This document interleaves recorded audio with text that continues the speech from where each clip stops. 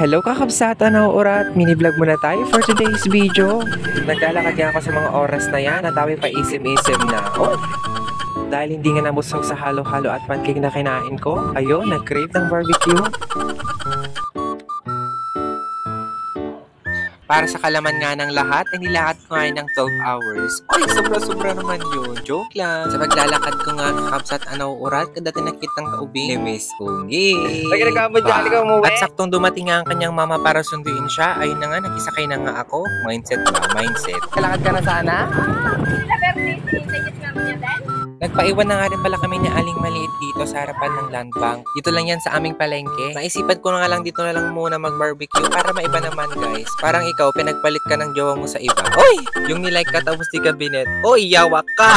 Namimili na nga rin pala ako ng ipapaluto ko guys. Pero yung gusto kong luto ay malutong-luto. Kaya kahit ko gamay na adyan na kirkirsan, aguni-uni, no kagat-kagat. Marami ka nga din pagpipilian guys. Kung mapunta ka dito at mag-barbecue, may isaw, paa ng manok, karne ng baboy, isama mo na rin yung balat at saka yung ulo. Oy, anong ulo yan? Ulo ng manok. Isama mo na nga rin pala yung umaga at ang hali, gabi, dapi parbangon na. Oy, dapi kaliban na. Hotdog yard. At nakuha na nga rin pala namin yung order namin. Oy, nagimas. Isang subungan dyan.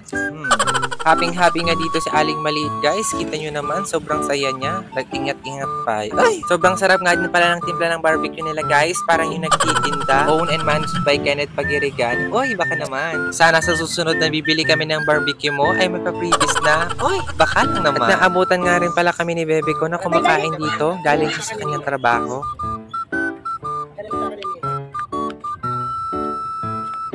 After nga kaming magmerienda, ay dumaretso na rin pala kami dito sa mga gulayan para bumili ng ulam. Ang nabili pala naming ulam kakabsat agagayam, pakbet with alukon. Tapos sa dapay ti smoke fish na, oy, English yun, di mo kaya. Nagimasen ka sa jagbibuya, oy, ilaba mo, George.